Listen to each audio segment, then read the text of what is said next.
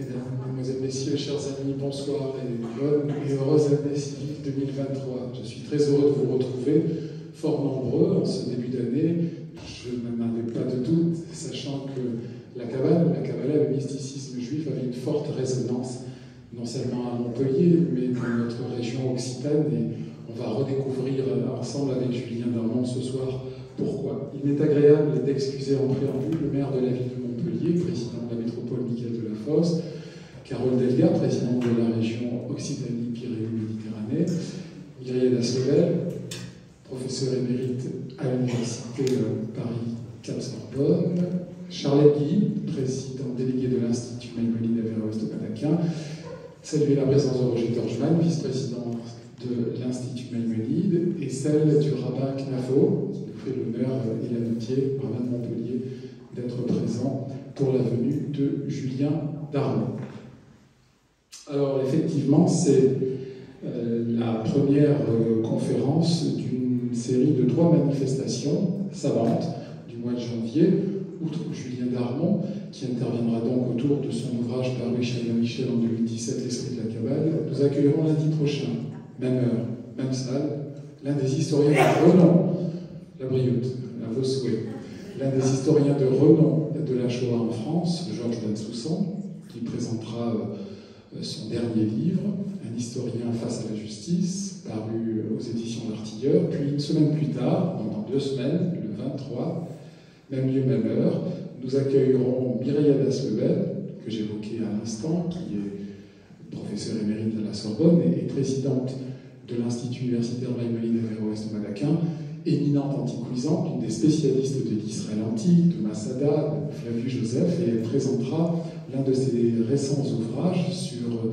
les pharisiens dans les évangiles et dans l'histoire, et qui a été publié aussi aux éditions Albin Michel. Donc, un début d'année 2023 de qualité, avec 3 éminents intellectuels, 3 érudits, et nous partons en 2023 sur les mêmes bases que 2022, avec un tempo alerte, et nous essaierons de vous satisfaire tant par la qualité de nos différents orateurs que par les thématiques abordées. Et le mois de février, vous verrez, ne dérogera pas à la règle. Alors, effectivement, il nous importait d'accueillir Julien Darmon pour traiter du mysticisme juif.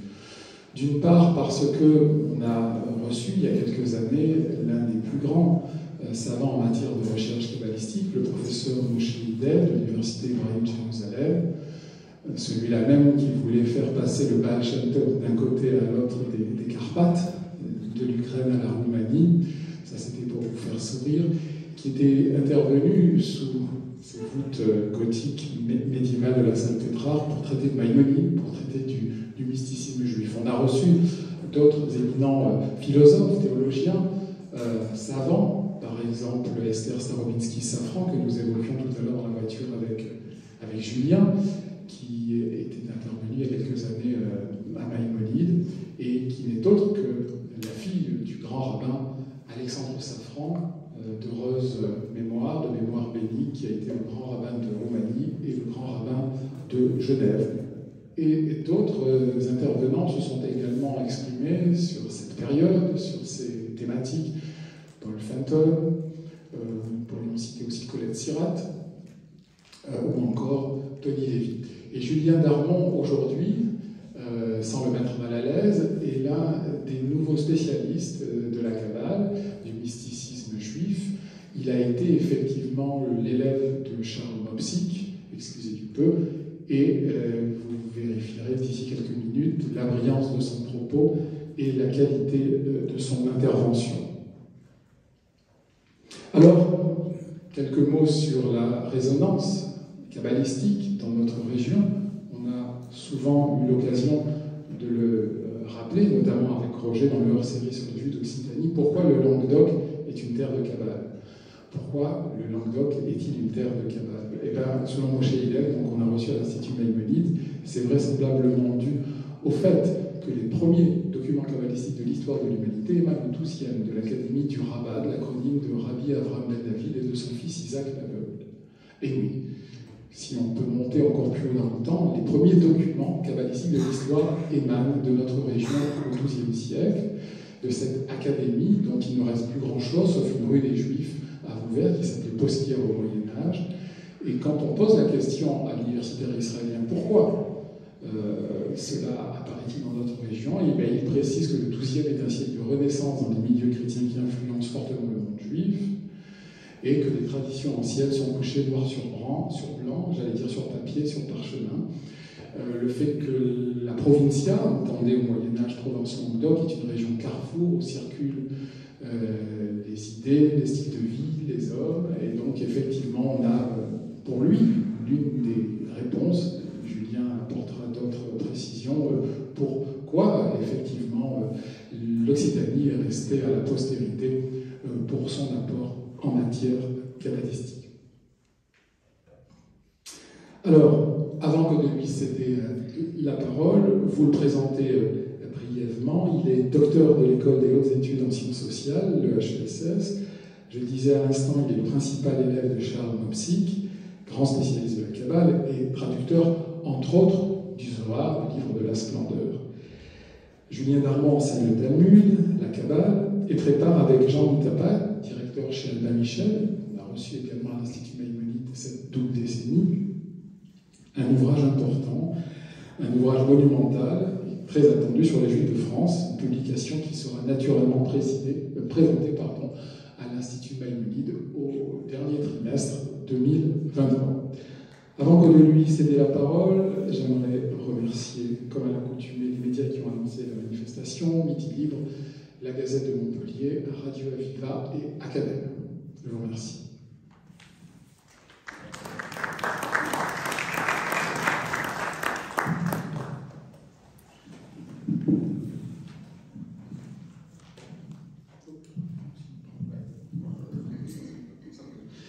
Merci beaucoup, Michael. Vous avez tout dit, donc je ne sais pas trop ce que vous raconter. Non, je rigole. D'abord, je vous remercie de m'accueillir dans ce lieu si prestigieux, si important pour la culture juive et l'insertion de la culture juive dans la culture française. C'est quelque chose qui est très important pour moi. Donc, ça faisait longtemps que je voulais venir et je suis content de saisir cette occasion. Et vous m'avez aussi rendu un fier service en proposant cette introduction historique parce que j'ai toujours un peu de mal à introduire le sujet dans la mesure où quand on dit Kabbale, ça évoque tout de suite des idées, soit ça n'évoque rien, mais à ce moment-là vous ne seriez pas là, je pense. Et sinon, ça évoque souvent des idées qui sont parfois un peu confuses, et cette confusion ne tient pas seulement au fait qu'on n'est pas spécialiste, mais je pense à la matière elle-même. Vous avez parlé de mysticisme juif pour caractériser la Kabbale. Je ne suis pas d'accord avec cette définition très commune. Non qu'elle soit fausse, mais je pense que ce n'est pas le caractère essentiel.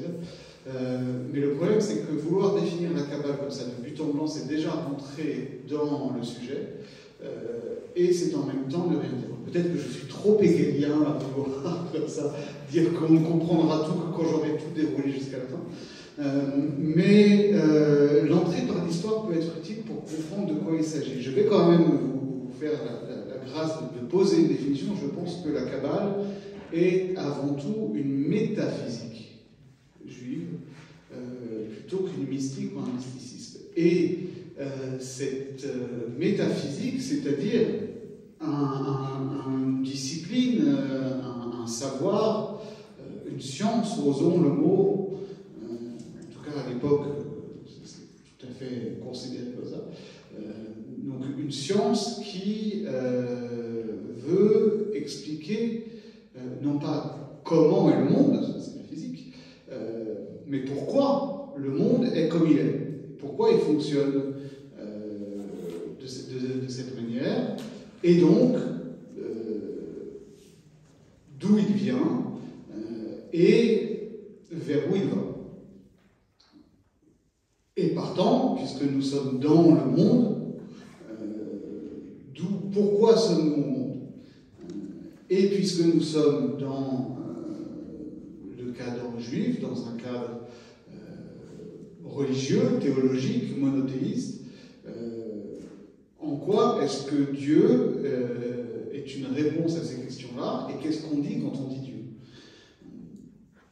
Or, ces questions-là, historiquement, la Kabbale n'est pas la première à les poser, c'est-à-dire si on parle de la Kabbale telle qu'elle apparaît sur la scène de l'histoire, effectivement, au XIIe siècle, avant la Kabbale, il y a d'autres penseurs juifs qui se sont rattachés à ces questions, et le plus grand d'entre eux, sans conteste à mon avis, c'est évidemment Maïmonide.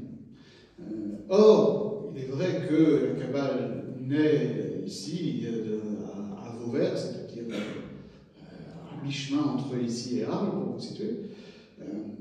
Mais Montpellier a aussi été un haut lieu de la philosophie maïmonidienne et un haut lieu de controverses maïmonidiennes. Et comprendre ces controverses maïmonidiennes, je pense, permet de comprendre un peu plus ce dont il s'agit quand on parle de Kabbale. Maïmonide se pose les mêmes questions.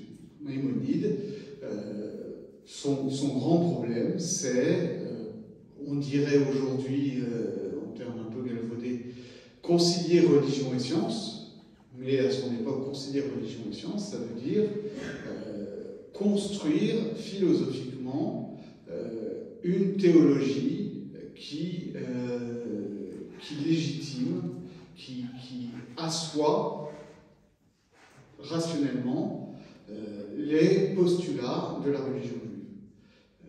C'est-à-dire un Dieu unique, créateur, omniscient, comment fonctionne la prophétie, l'immorté de l'âme, la question des miracles, etc. Et cette approche-là, qu'il partage d'ailleurs avec Averroès. Averroès, c'est le même souci. Cette approche-là, elle suppose non pas de faire de la philosophie pure, mais de lire philosophiquement les textes de la tradition. La Torah et la Bible hébraïque au premier chef, et plus largement les textes de la littérature rabbinique, avec un principe qu'il énonce très bien dans l'introduction de ce commentaire au dernier chapitre du traité Sanhedrin de la Mishnah, c'est-à-dire le chapitre qui traite de la question de la vie après la mort, de la résurrection et de l'ère messianique, et où il explique que, de la manière, encore une fois, tout à fait analogue à ce que dit Averroès dans le traité décisif, puisqu'il n'y a qu'une seule vérité, puisque les textes bibliques et rabbiniques sont vrais, donc ils doivent nécessairement concorder avec la vérité scientifique. Donc, si nous lisons dans les textes bibliques ou rabbiniques des choses qui ont l'air de contredire la science, à ce moment-là, c'est que nous avons mal lu les textes. Et donc, nous devons faire un effort interprétatif, non pas pour faire rentrer la science dans le lit de Procruste des textes bibliques, mais à l'inverse, utiliser le savoir scientifique comme critère de justesse de notre interprétation des textes.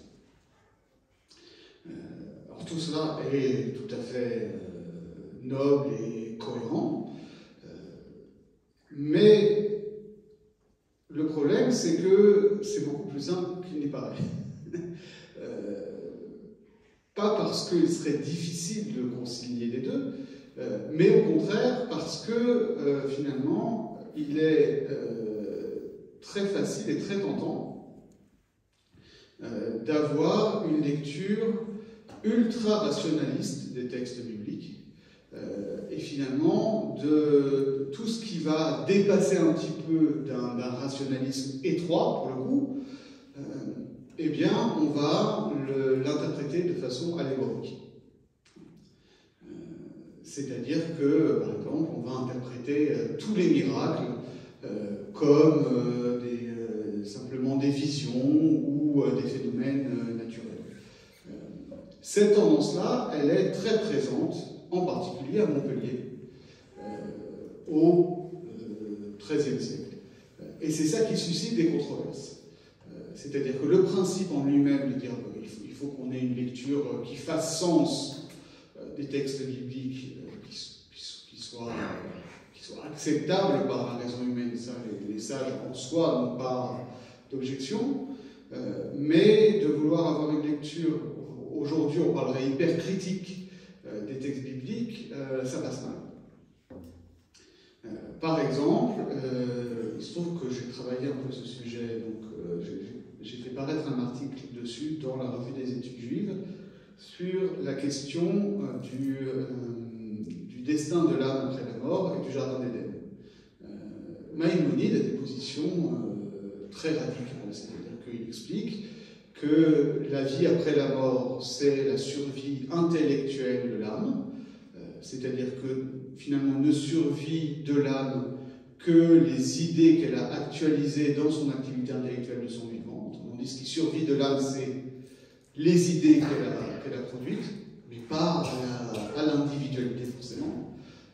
Que quand il y a résurrection, c'est résurrection dans un corps, et qu'ensuite ce corps-là va de nouveau mourir, puisque c'est le destin de tous les corps de se décomposer.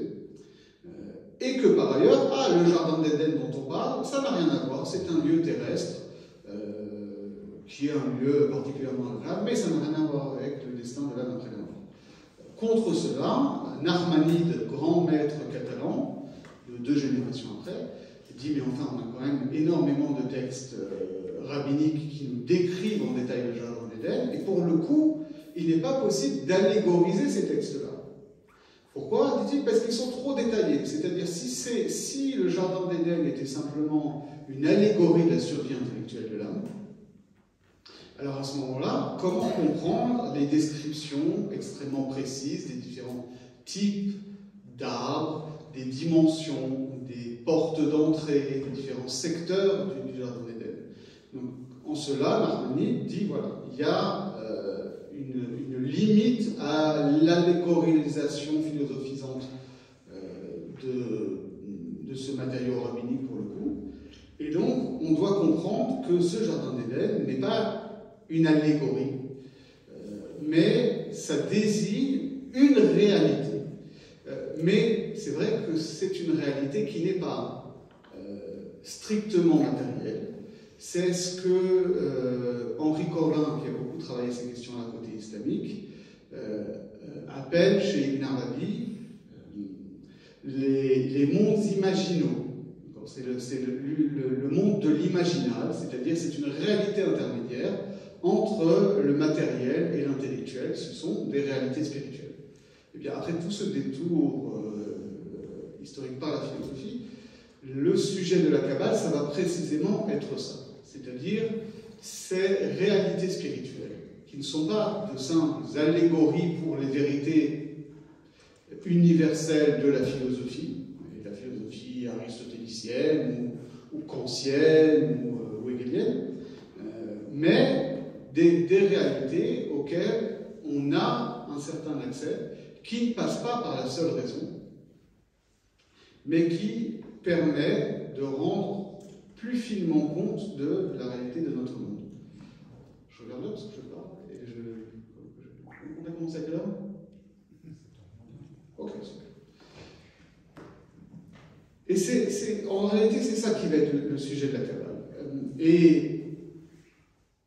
Et ça va se lier avec une autre question très importante et très problématique chez Maïmonide, à savoir que Maïmonide, toujours dans cette perspective d'harmonisation, de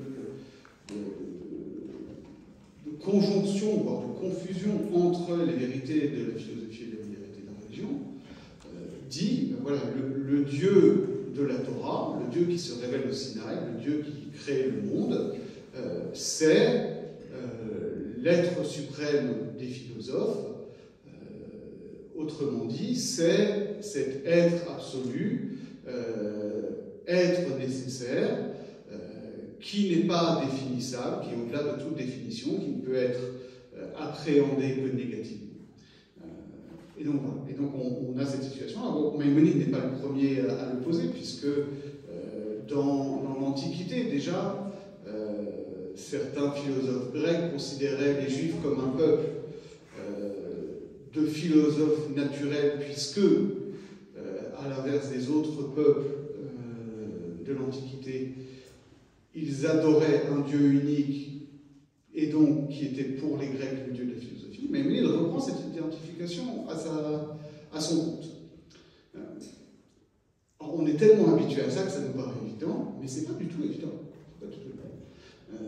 Je me permets de citer, comme c'est ma coutume, une question de mes enfants que j'ai trouvée très pertinente. Mon fils m'a demandé récemment, mais papa, quand le Midrash nous raconte que quand Abraham était jeune, il s'est posé des questions sur les dieux qu'il convenait d'adorer, et après avoir compris que les idoles étaient de faux dieux, il a voulu adorer les astres, et il s'est rendu compte que les astres eux-mêmes étaient contraints et que le soleil se couchait, que la lune déclinait, etc. Et que donc il en est venu à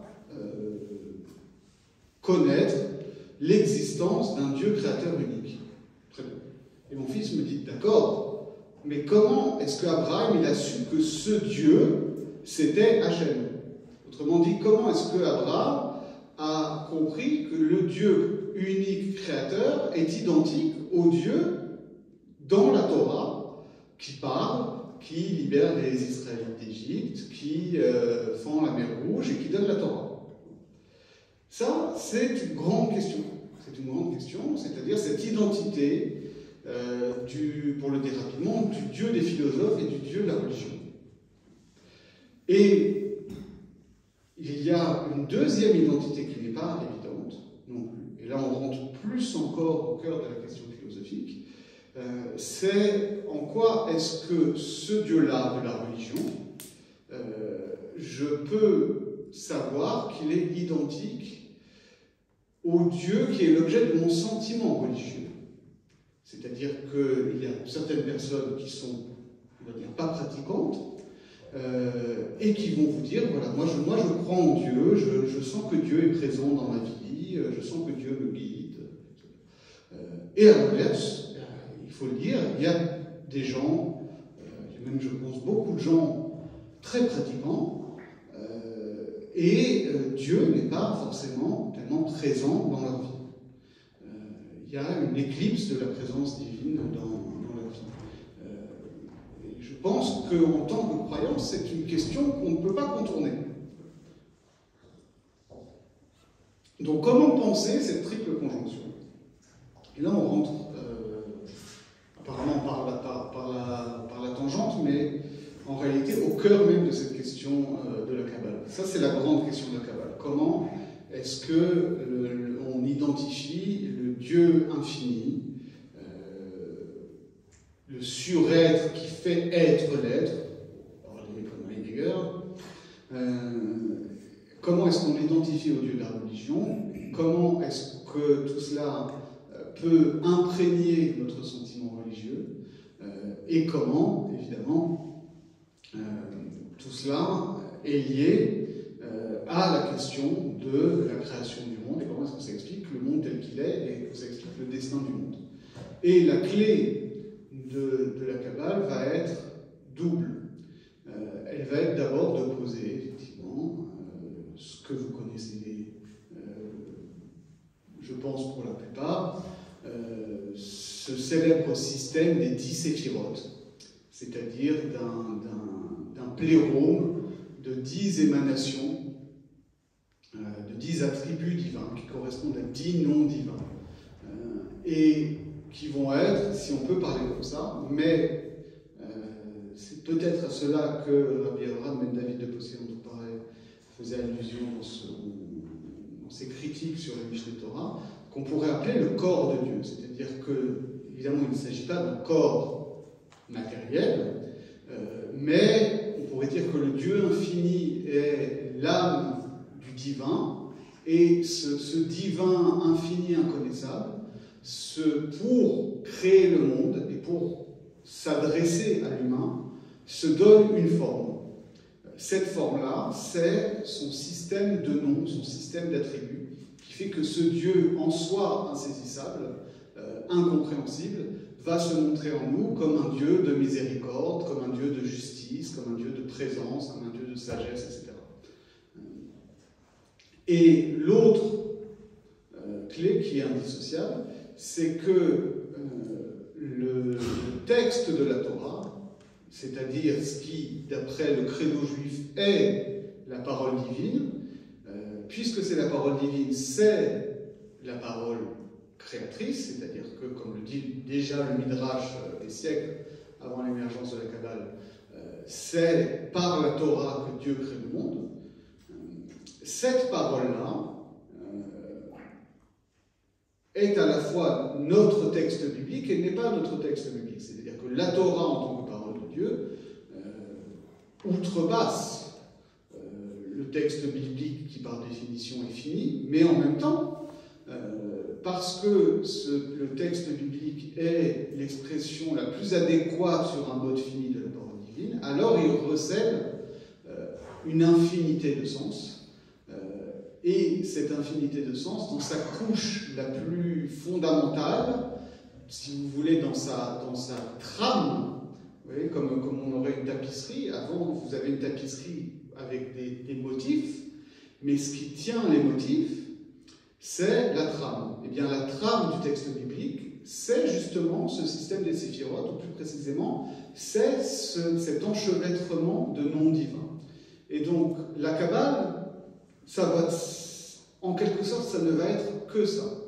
C'est-à-dire que ça va consister, dans une phase préliminaire, et c'est ce que j'ai essayé de faire un peu dans ce livre-là, de donner une introduction, de décrire de manière la plus précise cette trame des noms divins, comment elle fonctionne, comment elle permet d'aller voir l'envers du rideau, c'est-à-dire, ça c'est aussi une métaphore qu'on retrouve dans la mystique juive, pour le coup, la mystique juive, puisque là, ce sont des textes de voyage visionnaire dans les mondes angéliques, où on décrit comment est-ce que les maîtres, par des techniques méditatives, des techniques d'extase, voyagent à travers les palais angéliques jusqu'à se retrouver face au rideau qui sépare les anges du trône divin, de la même manière que dans le temple, il y avait un rideau qui séparait le saint du saint des saints. Eh bien, ce rideau, il a une face qui nous est visible, qui a un certain motif, c'est le monde, et il a une face que nous ne voyons d'ordinaire pas, mais qui permet de comprendre comment est-ce que ces motifs sont réellement tissés, par quel nœud ils tiennent, et comment ils sont fixés sur la trame. Ça va être le travail de la Kabbale, de comprendre comment est structurée la trame, et à partir de là, de relire avec des techniques exégétiques particulières, tout d'abord de valeurs d'équivalence numérique, d'acrostiche, mais aussi par tout un jeu, pour le coup, de symboles, c'est-à-dire de mots-clés, que certains mots-clés comme l'arche, la lune, le fleuve, le jardin, la porte, etc., renvoient à tel ou tel séphira, permettent donc de décoder le texte de la Torah. Et les ouvrages les plus réussis, les plus formidables de la Kabbale arrivent à manier cela d'une manière absolument virtuose, c'est-à-dire à rentrer dans des détails extrêmement techniques, extrêmement profonds, de détails métaphysiques, des aspects les plus pointilleux du visage divin, et à partir de là, arriver à faire surgir de versets ultra connus du texte biblique une profondeur de sens qu'on ne soupçonnait pas, et qui surtout n'est pas divorcée du sens premier que nous connaissons. C'est-à-dire, il ne s'agit pas, quand il s'agit de bons textes kabbalistiques, d'aller trouver un sens autre au texte biblique ou à la réalité du monde, mais d'arriver à en révéler la structure profonde qui nous permet de comprendre pourquoi c'est comme ça et pourquoi nous ne l'avions jamais vu comme ça. Voilà pour l'introduction générale qu'on peut faire. Et j'aimerais dire un mot aussi de pourquoi est-ce que j'ai écrit ce livre-là. Parce que, là aussi, c'est une démarche qui n'est pas anodine. D'une part parce que vous connaissez tous le côté presque sulfureux qui entoure ce terme même de Kabbale, et que donc un jeune homme comme moi, j'étais encore plus jeune quand j'ai écrit ce livre, j'étais très jeune quand j'ai commencé mon doctorat avec Charnopsych, puisque j'avais 21 ans. Et donc, mais oui, mais avant 40 ans, tu vas devenir fou, etc. Alors non, je ne crois pas. Jusqu'ici, tout va bien. Enfin, il faudra demander à ma femme et mes enfants, mais pour l'instant, je crois que ça va. Et en même temps, ces mêmes personnes-là qui disent non, moi je ne touche pas à la Kabbale, c'est pas pour moi, j'y connais rien, je ne veux rien connaître, en réalité connaissent déjà beaucoup de choses. Oui, j'ai entendu parler des séphirotes, oui, j'ai entendu parler des Gilgulim, oui.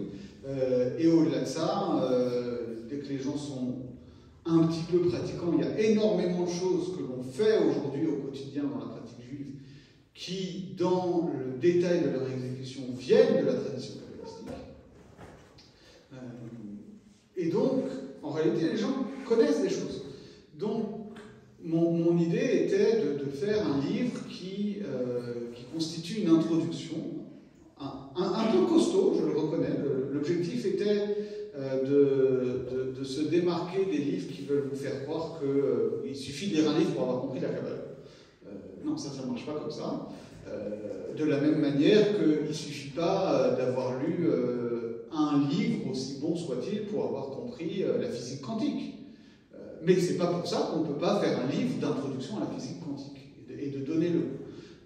Et parfois, ça peut être un peu compliqué, même si le livre n'est pas rempli d'équations, ça peut aborder des notions un peu complexes. Là, c'est ce que j'ai essayé de faire aussi, c'est-à-dire de donner un aperçu et de la richesse et de la complexité de cette tradition, et de mettre le pied à l'étrier, et de donner le goût de la chose. En hébreu, le goût, c'est ta'am, c'est-à-dire le sens, c'est-à-dire que j'ai voulu aussi montrer pas seulement l'aspect technique, mais en quoi est-ce que tout cela faisait sens, en quoi est-ce que tout cela pouvait nourrir notre vie spirituelle. Parce que vous avez évoqué Moshe Hillel. Moshe Hillel est un immense savant, mais il écrit des ouvrages savants, et qui, pour le non-spécialiste, ne peuvent ne pas donner une idée tout à fait exacte de ce que c'est que l'expérience de lecture des textes kabbalistiques. Et pour le coup, moi j'ai été vraiment très inspiré de Charles Nopsik, qui nous a quittés trop tôt en 2003, qui justement, c'était quand, je crois que c'était en 98 ou au début des années 2000, il avait fait un livre qui s'appelait Kabbale et Kabbaliste, qui était déjà une première introduction, mais qui, dans tous ses ouvrages, avait ce souci assez unique chez les universitaires de donner à goûter les textes kabbalistiques eux-mêmes et de rentrer dans leur logique, dans leur côté fascinant et nourrissant. C'est ce que j'ai essayé de faire. C'est ce que je continue de faire par ailleurs dans une série de cours. Donc, Michael a évoqué les cours que je donne en Kabbale. Donc c'est assez unique puisque ce sont des cours qui sont donnés dans le cadre d'une yeshiva, dans le cadre de la yeshiva des étudiants de Paris. Et ce sont des cours qui sont disponibles sur YouTube. Pour la même raison il s'agit quitte à donner accès à la Kabbale, autant donner un accès qui soit disponible et accessible. Et donc, si vous allez sur la page YouTube de l'Yeshiva des étudiants, vous trouverez toute une série de cours qui s'appelle Initiation à la Kabbalah, qui pour le coup n'est pas une vraie initiation parce qu'on rentre assez vite dans le vif du sujet puisque c'est une étude de texte. Mais voilà, j'espère que ça vous aura donné envie. Et je vous remercie.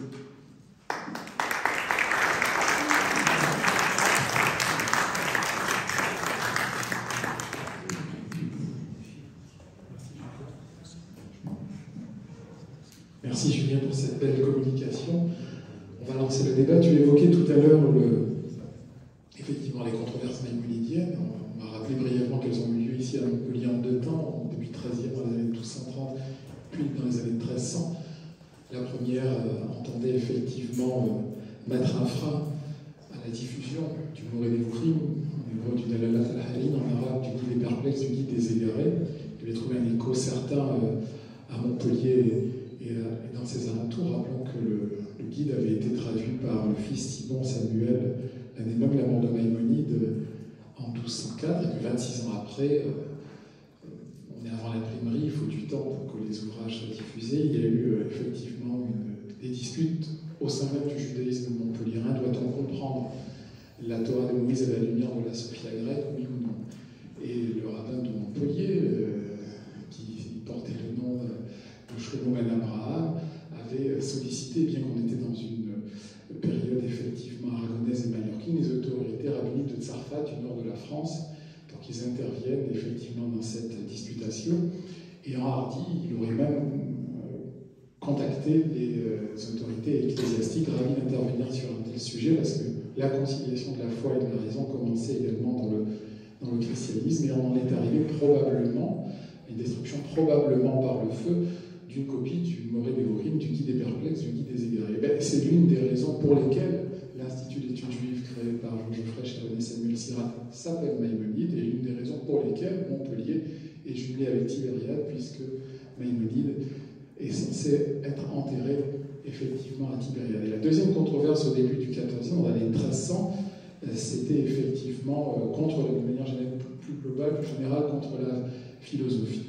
Et le grand rabbin de Barcelone, Ben Adret, était réticent au début à s'immiscer dans les affaires montpelliéraines, mais finalement il aura pondu un texte où il disait qu'effectivement la sagesse d'Israël transcende la sagesse grecque, et que les représentants de la loi mosaïque n'avaient pas effectivement à trop s'éloigner de la pratique thoraïque. Oui, mais ce qui est très drôle, peut paraître une chose drôle, c'est que le Rajba, Rabbi Salomon ben Adret, n'interdit pas l'étude de la philosophie.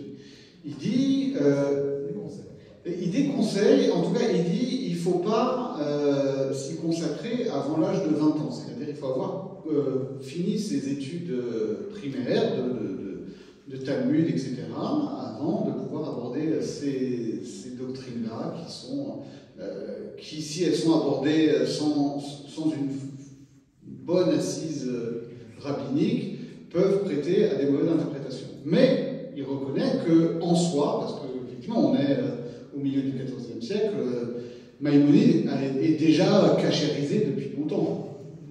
Donc Maïmonide, oui, les épigones radicaux de Maïmonide, non, et donc on autorise la lecture du Guide des égarés et l'étude de la philosophie plus généralement, mais à une certaine élite intellectuelle. Or, si je dis que c'est drôle, c'est que c'est ce paradigme-là qu'on a transposé beaucoup plus tard à la Kabbale. C'est-à-dire, quand vous avez entendu parler de oui, il ne faut pas étudier la Kabbale avant 40 ans, en réalité, c'est une mesure qui est très tardive, très locale dans certaines contrées ashkénazes, mais qui est complètement calquée sur cette interdiction de la philosophie avant 20 ans.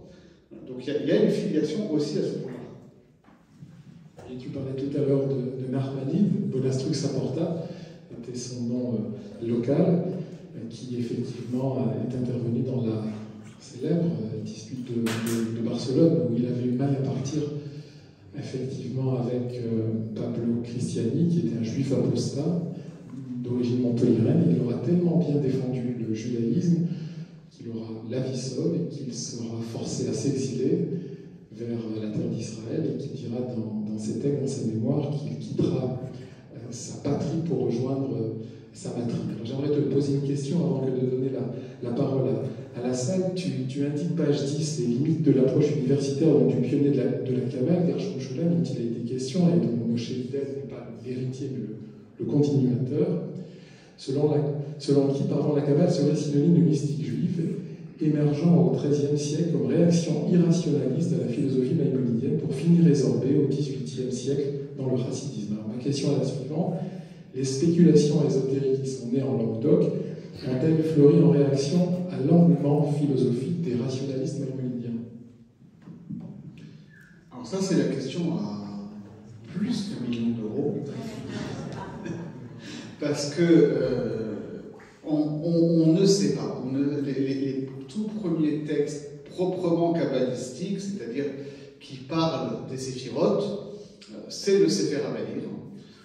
Et d'ailleurs, pendant toute la période provençale et catalane de la Kabbale, c'est-à-dire du milieu ou même du début du XIIe jusqu'à la fin du XIIIe, c'est le seul texte kabbalistique qui est étudié, avec le Sefer Yetzira qui est beaucoup plus ancien, mais qui pour le coup, à l'origine, n'est pas un texte kabbalistique. Il reçoit une lecture kabbalistique dans ces milieux-là. Donc le Sefer Yetzira, on ne sait pas le dater, mais c'est soit en gros entre le 3e et le 8e siècle. Le Bahir qui apparaît pour le coup en Provence, ça, bien malin, qui peut dire de quand ça date? Scholem lui-même suppose que ça date de l'Antiquité, tardive au moins, et que ça a transité du Moyen-Orient jusqu'en Provence, mais comment, par qui, pourquoi, personne ne peut. Ce qu'on sait, c'est que ça apparaît à ce moment-là, en Provence, au moment des controverses, enfin voilà, de la diffusion de la philosophie maïmonidienne.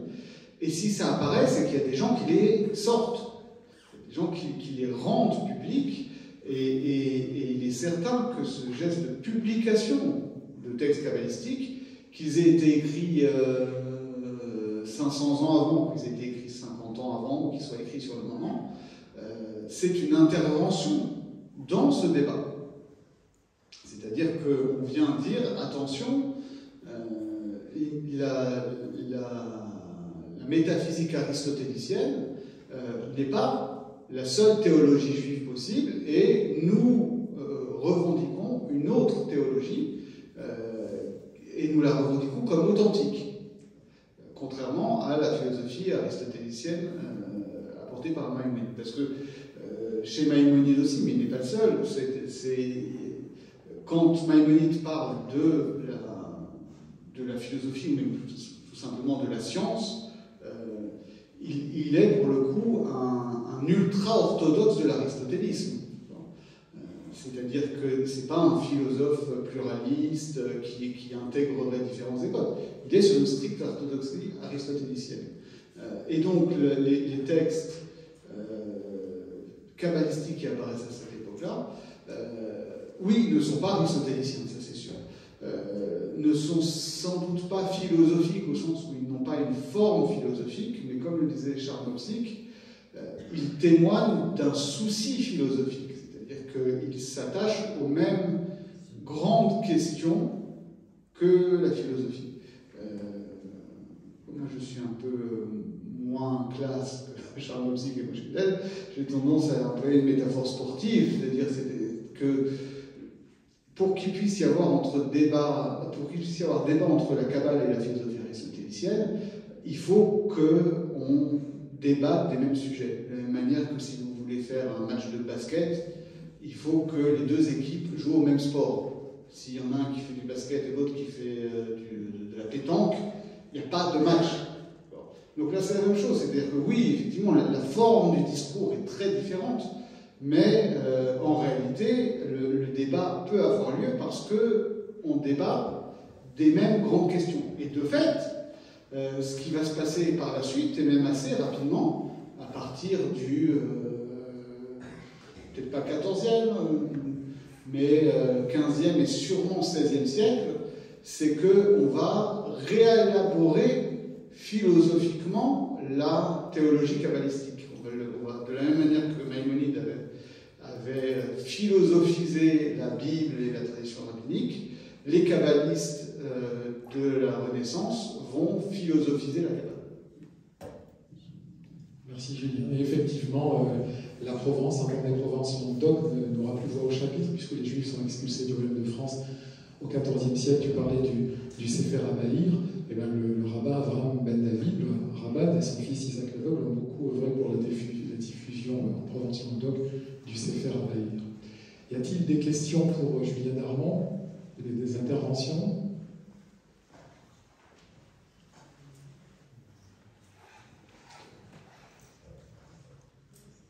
Monsieur le rabbin Knafo de Montpellier, on va vous apporter le micro.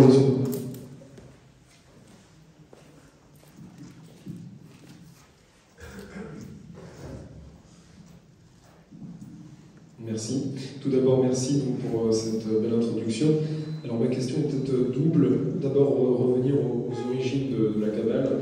Pour une tradition juive, certains disent que le fameux livre du Zohar serait même, depuis l'époque de Rabbi Shimon Ben Yochai, qui serait, si je ne me trompe pas, le 3e cycle d'État d'Elim, c'est-à-dire on est quand même bien avant cette époque-là. Est-ce que du coup ça ne déroute pas un peu l'introduction du sujet, et puis surtout savoir pourquoi il y a eu cette méfiance, on va dire, par la façon de s'orienter, on va dire, dans la pratique juive. Est-ce qu'il n'y avait pas une méfiance de certains rabbins? Est-ce qu'il n'y avait pas une forme peut-être de suspicion, d'hérésie par rapport à cette Kabbale?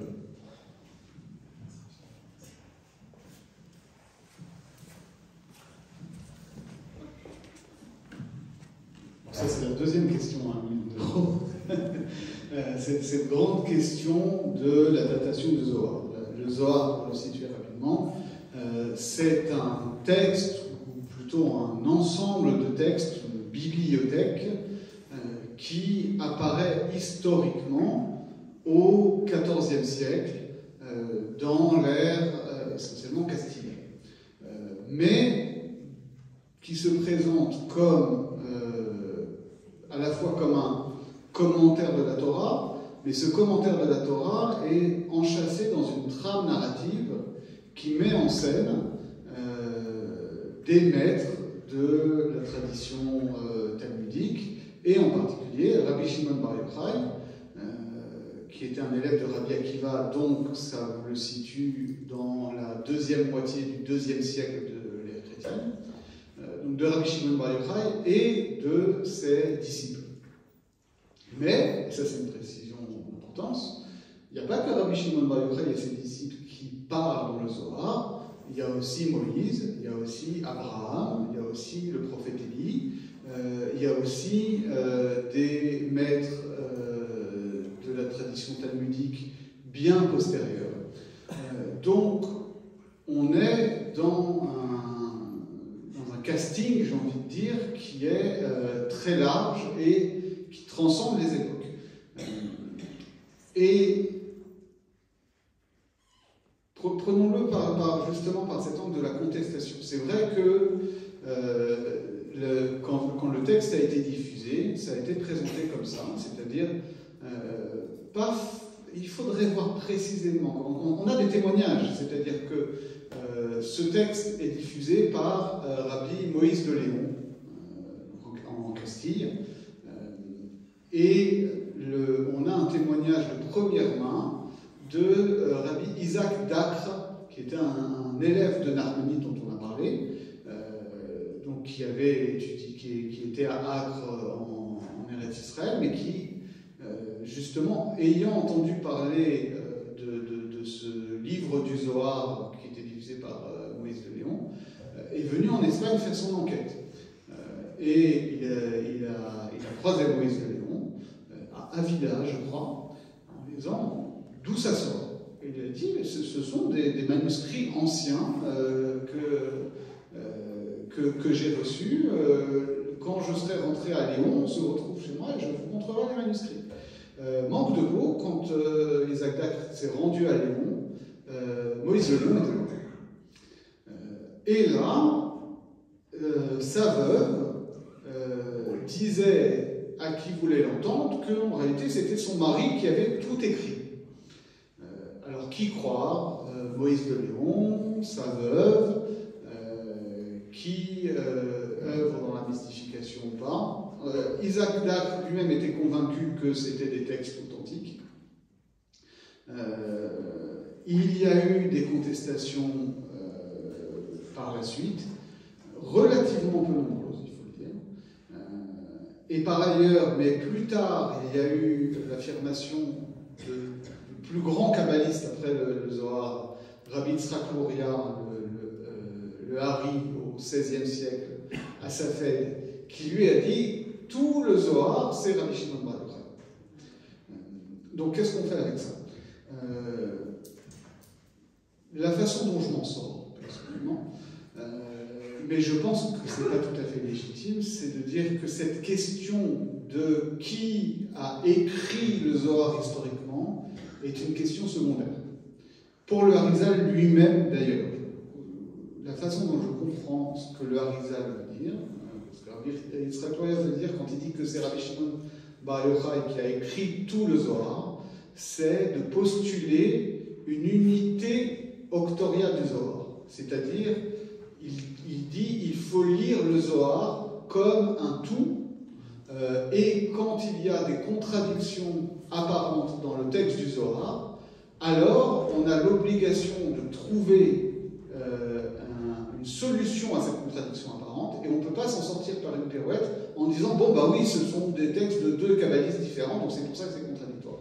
Parce que ça, c'est la grande préoccupation de tous les kabbalistes de Safed, c'est celle de Rabbi Moshe Cordovero, déjà quelques années avant Rabbi Yitzhak Luria, c'est de résoudre les contradictions apparentes dans la tradition kabbalistique, et en particulier dans le Zohar, et c'est ce travail de résolution des contradictions internes qui permet précisément à la discipline kabbalistique d'avancer, c'est-à-dire de produire des concepts et des clés de lecture de plus en plus importantes.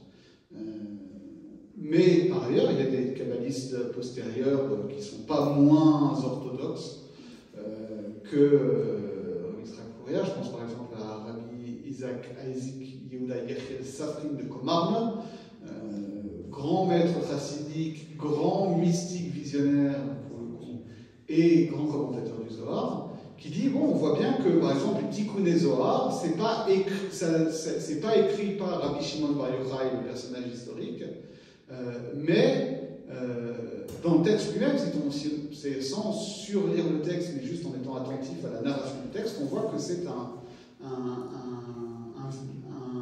mystique postérieur qui est habité par l'âme de Rabbi Shimon. Quant à la deuxième partie de la question, les réticences qu'il y a pu avoir. Alors là aussi, c'est vrai, on sait que dans les premières décennies qui suivent l'apparition de la Kabbale, il y a certaines contestations violentes, c'est-à-dire que certains tenants du strict monothéisme, selon la définition maïmonidienne, et Maïmonide est très très strict sur la définition du monothéiste. Je ne sais pas s'il y a une personne qui est monothéiste à part lui si on suit sa définition. Non, parce que si vous n'avez pas exactement la même idée que lui, alors vous êtes déjà dans l'idolâtrie. Et donc certains tenant cette tradition disent mais les kabbalistes sont pires que les chrétiens, puisque les chrétiens croient à 3 dieux, et la Trinité, et les kabbalistes croient à 10 dieux, aux 10 séphirotes, puisque quand ils prient, ils adressent chaque bénédiction de la prière à une séphira différente. Alors ça, c'est vrai que c'est attesté, et les historiens de la Kabbale en ont fait leur chou gras. Il faut quand même préciser que c'est attesté dans un responsum d'un maître rabbinique qui, lui, le cite pour réfuter cette objection. Et en réalité, c'est ça qui s'est historiquement passé, c'est-à-dire que oui, il y a eu des contestations contestation ponctuelle de la légitimité de la Kabbale.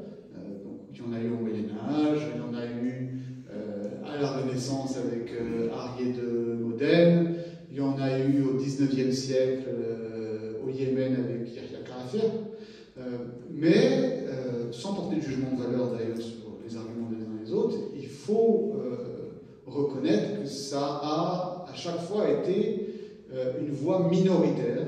Et ce qui est plus signifiant, c'est que cette tradition kabbalistique a très vite été acceptée très majoritairement comme faisant autorité et comme étant la théologie juive authentique, quitte à chercher une conciliation avec les élaborations de Maïmonide qui avaient été aussi acceptées comme légitimes. Merci Julien. D'autres? Oui, madame? Comment on enregistre, il vaut mieux.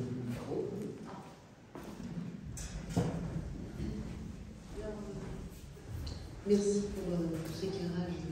Darnaud. Ma question elle porte sur la pratique même de la Kabbale. En fait, j'aimerais bien savoir la valeur que attribuerait un commentateur comme Rashi. Je ne sais pas le savoir, mais qu'est-ce que vous diriez de l'avis qu'aurait un commentateur comme Rashi de la Torah par rapport aux pratiques kabbalistiques lorsque on interprète selon des chiffres et des savants calculs et des tours et retours des lettres dans tous les sens et des combinaisons multiples et très complexes qui ont toute leur logique pour arriver à dégager un sens. En fait, ça m'a toujours interpellée. Et il y a quelque chose de très magique. C'est difficile de ne pas le voir dans la pratique kabbalistique. Et ce qui m'intéresse, c'est comment le sens peut émerger d'un calcul, en fait, purement logique. Et bien qu'on puisse définir le langage comme un appareil tout à fait rationnel et composé de façon extrêmement logique et rationnelle, c'est un logos quand même, qu'aurait pensé un commentateur de la Torah qui n'avait aucune connaissance de la Kabbale, et quelle valeur il en aurait donné. Voilà. Merci.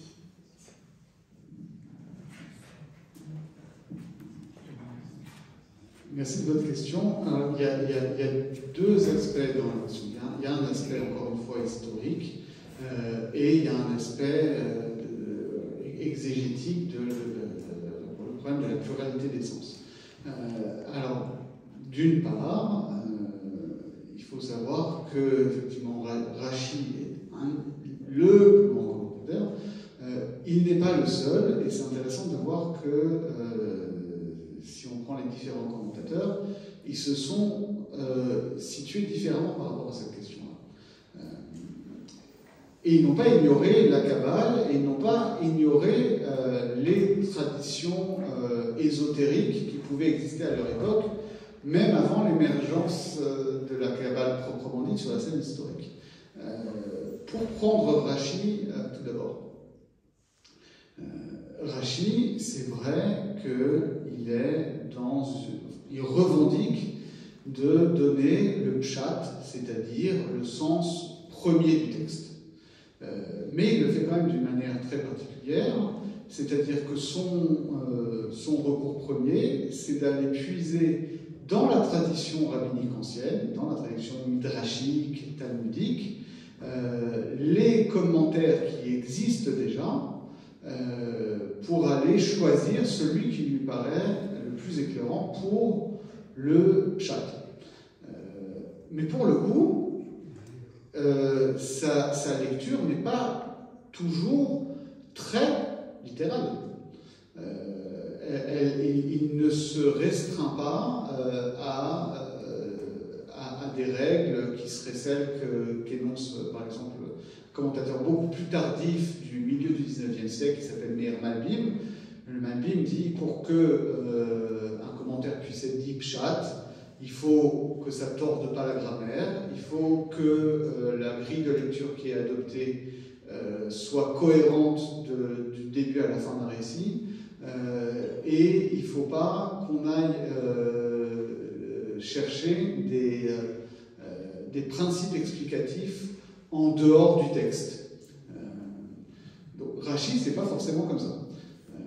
Rashi n'est pas forcément toujours pshat. Pour prendre l'exemple classique de la gematria, d'interpréter en fonction de la valeur numérique des noms, en réalité, il n'y a pas beaucoup d'exemples dans la tradition ancienne d'usage de la gematria, mais le Talmud en parle, et il dit d'où on voit que la Torah fonctionne par gematria. C'est que quand le texte de la Genèse nous dit qu'Abraham a armé les hommes de sa maison pour aller faire la guerre au roi de Mésopotamie qui avait pris des prisonniers lors de la guerre avec les rois de la vallée de Sodome, et où son neveu Lot avait été capturé, il avait pris 248 hommes. Et le Talmud dit, en fait, les 248 hommes sont un seul, c'est son serviteur Eliezer, parce que Eliezer, la valeur numérique, c'est 248. 218, pardon. 318. J'ai toujours été nul en géométrie. Il y a des gens qui arrivent à faire ça comme ça, moi, il faut que je revisualise les lettres. Mais et donc Rashi lui rapporte ça. Et un autre commentateur, qui s'appelle Abraham ibn Ezra, lui n'est pas d'accord avec ça. Il dit, bon, c'est vrai que ça fait partie de la tradition talmudique, mais si on veut faire un commentaire pshat, on ne peut pas utiliser la gematria, parce que, si vous aimez les gens cash, je vous conseille Abraham ibn Ezra, parce qu'il ne mâche pas ses mots. En particulier parce que lui, il écrit à une époque où le commentaire de Rashi est déjà diffusé, mais où il n'est pas encore canonisé comme il est aujourd'hui. Donc, il ne se sent pas tenu par le respect absolu envers Rashi, et donc il dit ce qu'il pense. D'ailleurs, il dit ce qu'il pense à propos de sa diagogue qui a vécu 3 siècles avant, en disant que parfois il a inventé des trucs pour ne pas avoir l'air de ne pas savoir. Donc c'est un personnage que j'aime beaucoup. Et lui, il dit non, on ne peut pas faire du pshat avec la gematria, parce qu'avec de la gematria, on peut faire tout et n'importe quoi. On peut faire tout et n'importe quoi. Il suffit de jongler, et on va rajouter 1, et on va compter que les chiffres des unités. On peut faire n'importe quoi avec la gematria. Donc c'est pas du pshat. De l'autre côté, je prends un troisième commentateur, Nachmani, dont on a déjà parlé. Lui va être à la fois un commentateur très pshat, c'est-à-dire qu'il va aller contre Rashi et contre la tradition talmudique en disant l'interprétation qui est donnée c'est intéressant mais c'est pas ça le pshat, et en même temps il va être le premier à introduire dans son commentaire biblique des éléments kabbalistiques. De manière codée, mais il le fait quand même. Tout ça pour dire que c'est sûr que la Kabbale, ça ne peut pas rentrer dans le pshat. C'est-à-dire on ne peut pas prétendre faire un commentaire pshat en partant de la Kabbale. Et que ça relève d'un autre mode de lecture. Mais pour autant, encore une fois, si on regarde historiquement, à l'exception de Ibn Ezra, et encore même Ibn Ezra, alors lui n'est pas du tout kabbalistique, mais il est très branché astrologie et il ne se prive pas d'introduire des lectures astrologiques du texte de la Torah. Donc nos commentateurs classiques n'ont aucun problème à ménager dans leurs commentaires une pluralité de sens. Il y a quelque chose qui relève du sens premier du texte. Et il y a des choses qui relèvent d'autres niveaux de sens. Et ça, c'est très ancien. C'est très, très ancien. Parce que pourquoi est-ce que le commentaire pshat, ça naît comme ça, avec Rashi en particulier, dans l'espace chrétien du XIe, XIIe siècle? Parce que les chrétiens organisent des controverses avec les juifs en leur disant « Vous ne savez pas lire vos textes ». La preuve, vous êtes pris dans des midrashim qui sont des affabulations, etc.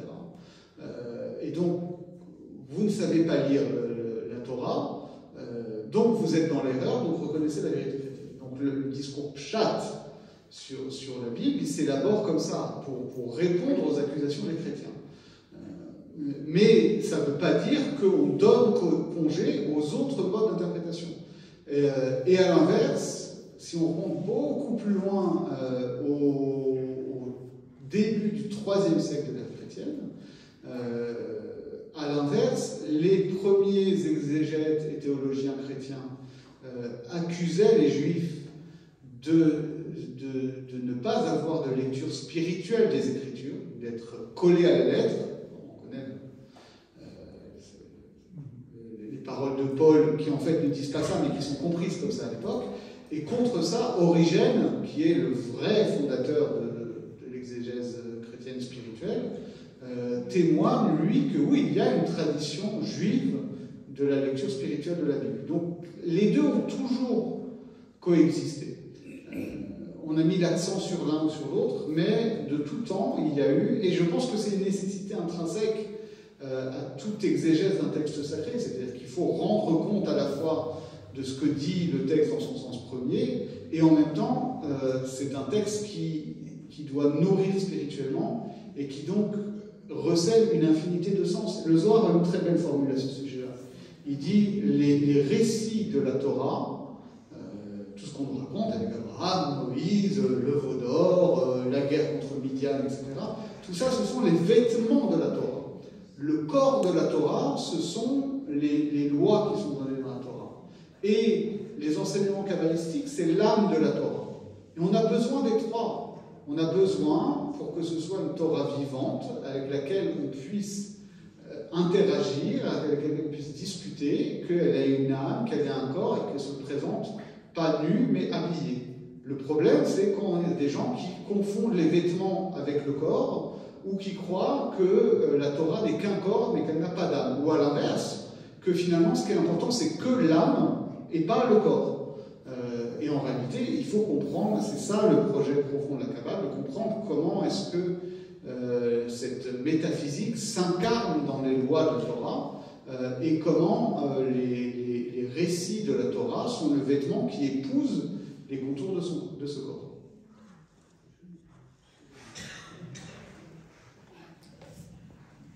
Florian mentionne. Merci. Comme je suis vraiment un néophyte en ce qui concerne la Kabbale, j'aurais une question plus large à poser et revenir peut-être sur la définition de la Kabbale. Alors, est-ce que c'est bien un mysticisme? Est-ce que c'est une pré physique ou métaphysique? Si c'était une voie ésotérique, et si c'était une voie ésotérique, est-ce qu'on pourrait dire, par exemple, que la Kabbale serait la voie ésotérique de la religion hébraïque, comme la franc-maçonnerie serait la voie ésotérique de la franc-maçonnerie, enfin la franc-maçonnerie serait une voie ésotérique du christianisme, et comme le soufisme serait une voie ésotérique de l'islam? Est-ce que c'est stupide ce que je dis, ou ça peut évoquer quelque chose?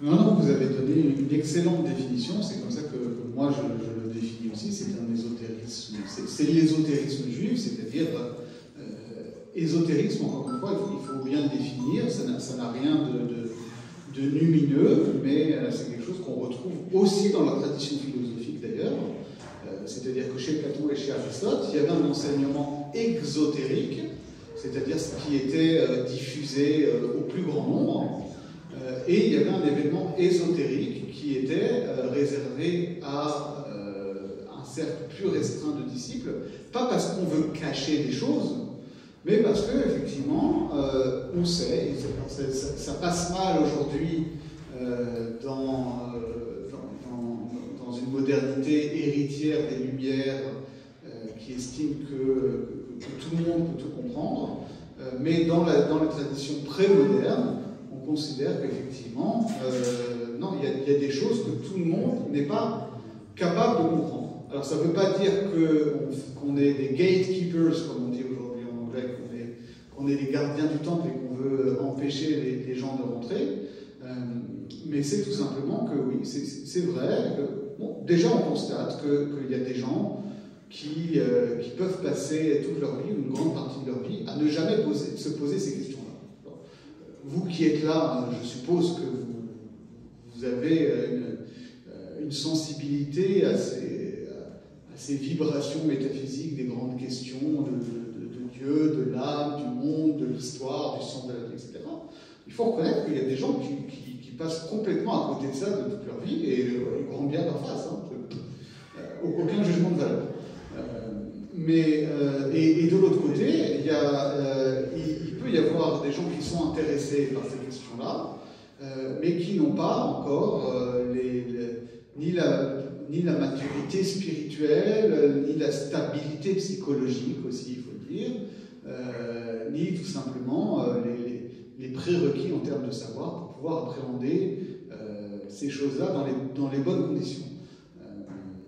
Donc, c'est un savoir qu'effectivement on va limiter, d'une part parce que c'est de fait pas accessible à tout le monde à un instant T, et d'autre part parce que ça peut, c'est vrai, être mal compris.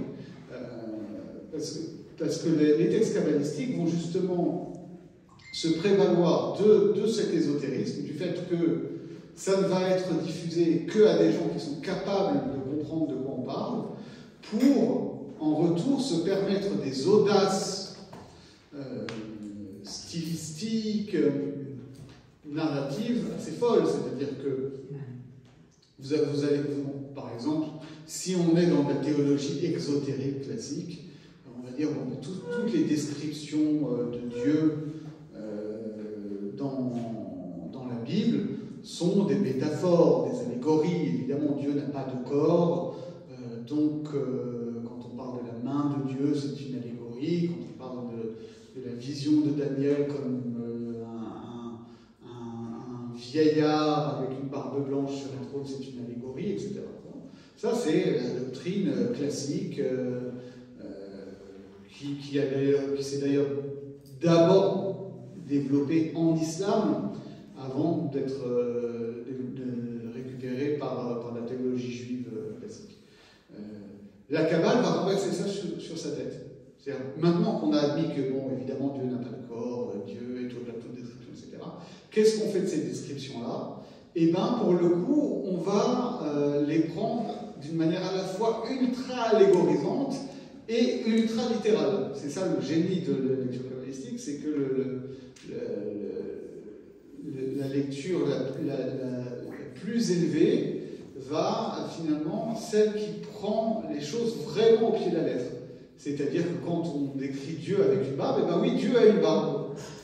Sauf qu'évidemment, ce n'est pas une barbe au sens matériel, mais il y a quelque chose de très élevé dans la manifestation du visage que Dieu nous montre, qui est de l'ordre de la barbe, c'est-à-dire qu'en réalité, notre barbe physique est un très lointain écho de ce que peut être la barbe de Dieu, sans rentrer dans le détail, mais qui va être relié à effectivement des attributs divins de miséricorde, et qu'on va décrire les différentes parties de la barbe de Dieu en rattachant à différents attributs divins qui sont décrits dans les versets.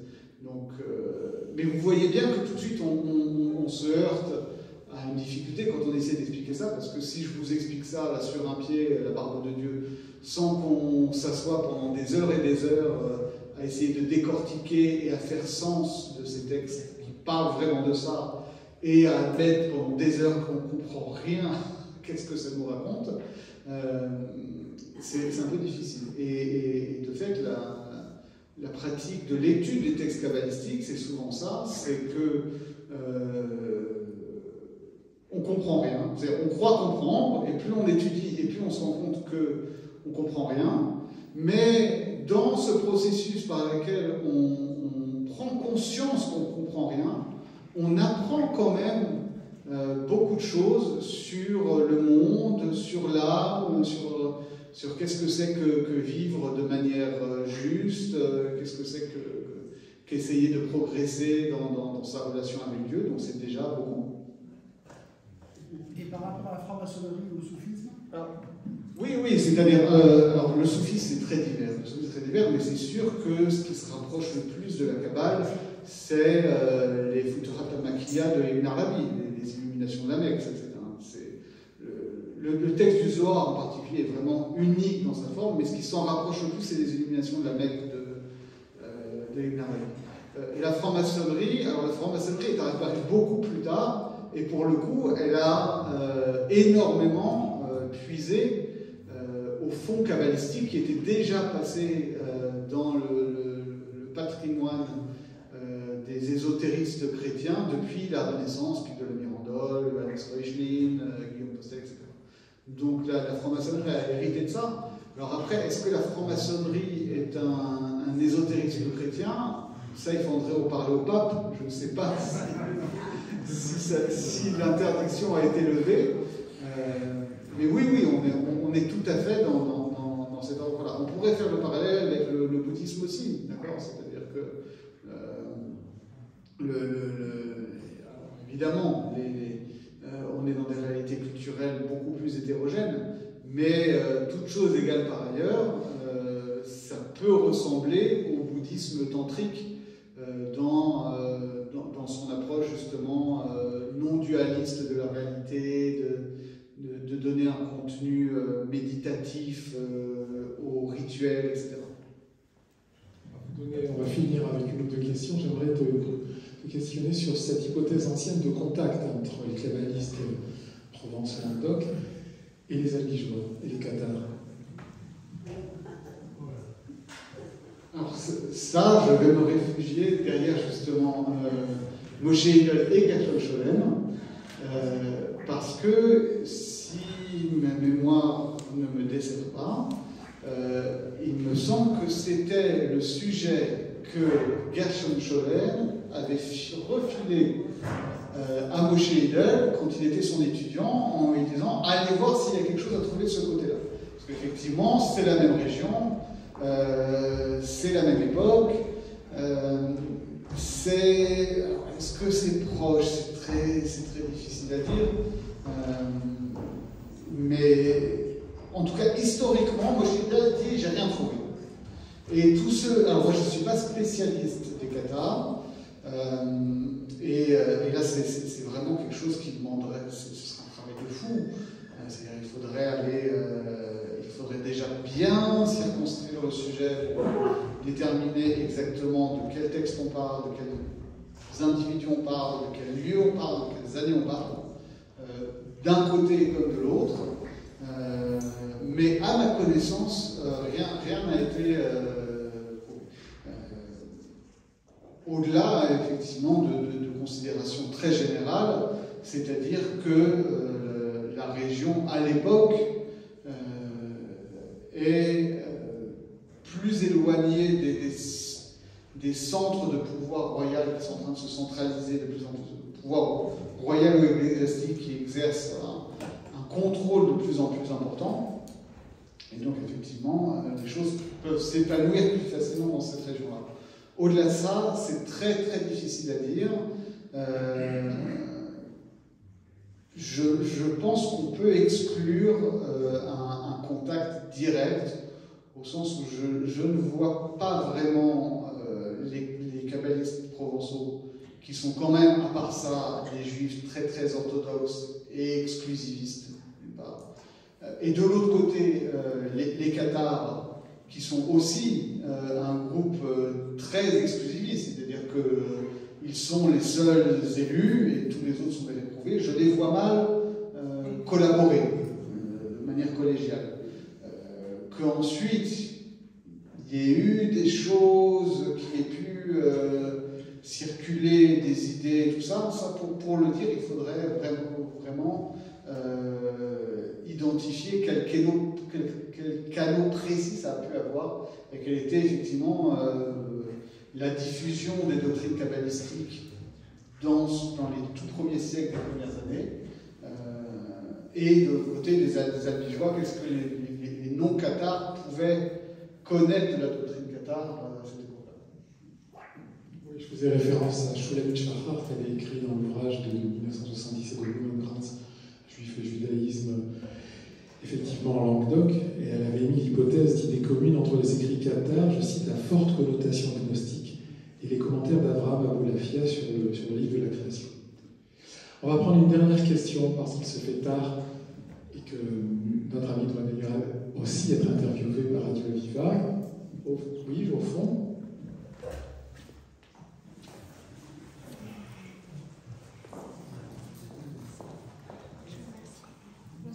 Bonsoir, Monsieur Darmon. Je vais me permettre, si vous me le permettez, de citer un passage de votre introduction sur l'ésotérisme où vous dites que la Kabbale est depuis longtemps bien connue dans la page du public juif et même non juif. Donc, pour rebondir un petit peu sur votre question concernant le lien éventuel entre la Kabbale et les cathares, j'aimerais connaître votre avis sur l'éventuelle appropriation de la Kabbale, justement, par des personnes qui ne sont pas de tradition juive, comme par exemple John Dee, célèbre astrologue et mathématicien de la reine des années premières, ou bien plus récemment, Eliphas Lévy, célèbre aussi occultiste français, qu'effectivement ça peut produire ces syncrétismes justement entre la Kabbale d'origine juive et des personnes qui ne sont pas du tout ces traditions. Et je vous remercie d'avance.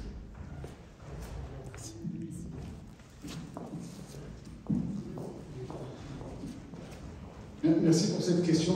Justement, c'était un point que je n'avais pas abordé, mais que je voulais aborder. Alors, d'un point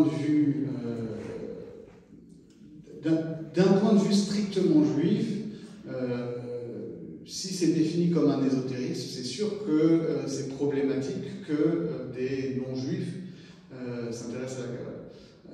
De l'autre côté, comme vous l'avez dit, ça fait très longtemps que les chrétiens s'intéressent à la Kabbale, puisque Pic de la Mirandole, c'est au XVe siècle.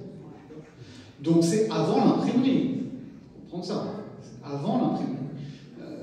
Et ensuite, les grands kabbalistes chrétiens que j'ai déjà cités, c'est-à-dire Johannes Reuchlin, Guillaume Postel, Christian Knorr von Rosenroth, eux très vite vont traduire en latin, vont diffuser ces textes-là, et ça va nourrir, comme on l'a dit, tout l'ésotérisme chrétien et franc-maçon d'Europe. Et plus encore, c'est-à-dire là je remets ma casquette de sociologue, il faut bien être conscient que si le Zohar est imprimé par deux éditeurs concurrents la même année à Mantoue et à Crémone au milieu du XVIe siècle, il est bien évident que le lectorat ne se limite pas aux seuls kabbalistes, ni même aux seuls juifs. Parce que sinon, c'est pas rentable. Je parle en tant qu'éditeur. Donc, en réalité, on a toujours été pris dans l'histoire de la Kabbale entre ces deux aspects. D'un côté, une revendication de secret, d'ésotérisme, et de l'autre côté, une diffusion qui a toujours très très largement débordé. Donc c'est aussi pour ça que je me suis permis d'écrire ce livre-là, parce que quitte à mettre ces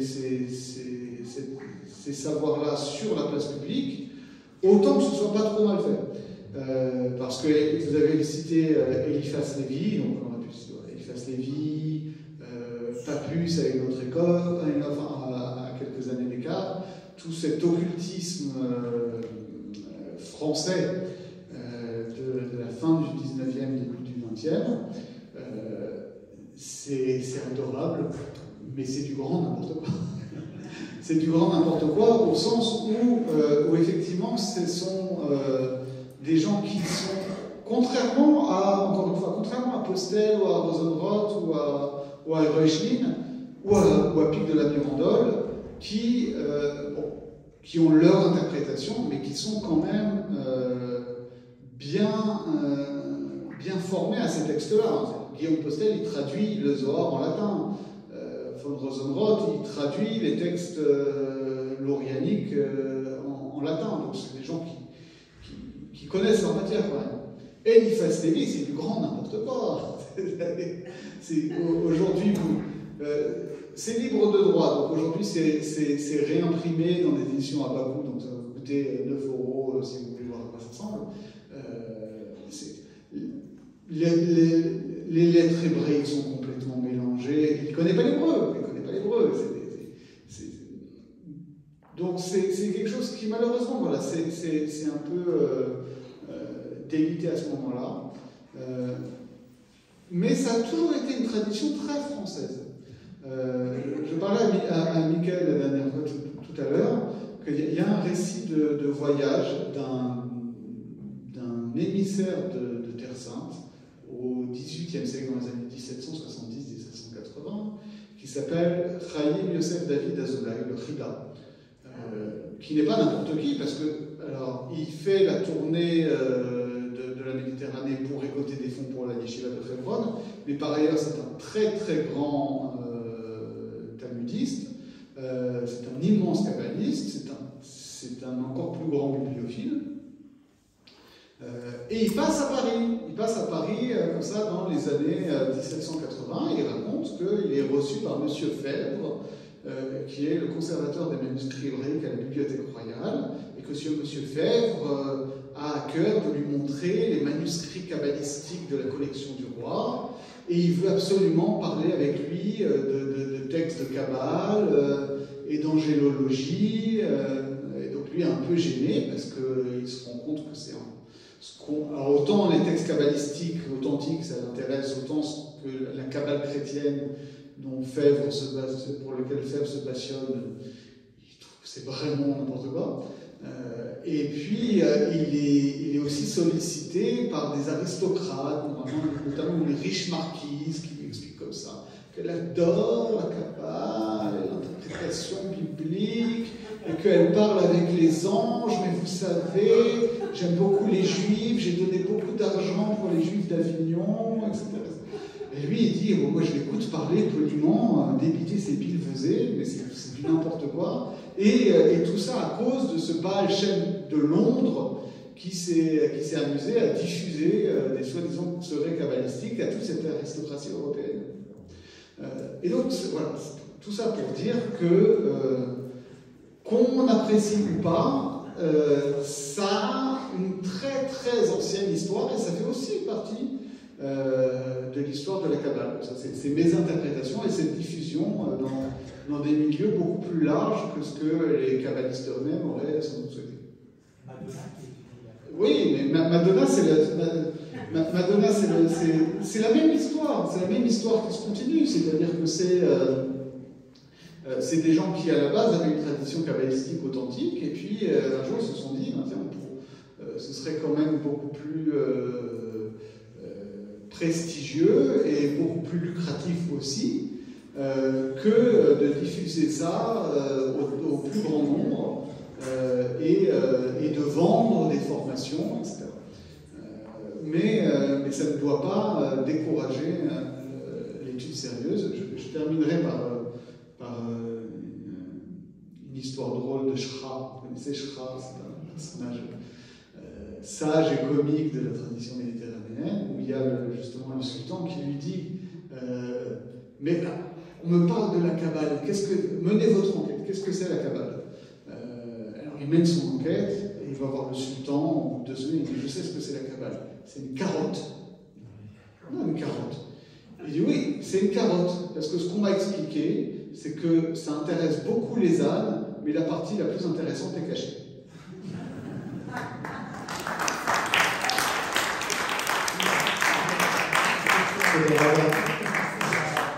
On va rapidement, parce qu'on est pris par le temps. C'est le même que le truc de Madonna, mais il y a beaucoup de choses. Voilà, il ne s'agissait pas de la Kabbale de Madonna, il ne s'agissait pas de faire une Kabbale contre quelqu'un, ou la Kabbale chrétienne de Pic de la Mirandole, mais la Kabbale, le Kabbale, le mysticisme juif, même si vous n'êtes pas d'accord avec moi, effectivement, l'esprit de la Kabbale, Julien Darmon, un livre essentiel que vous pourrez acquérir aux éditions Albaniché. Nous nous retrouvons lundi prochain avec Georges Bensoussan, historien de la Shoah, et à cette occasion, nous parlerons du calendrier Merci, Toda Rabba.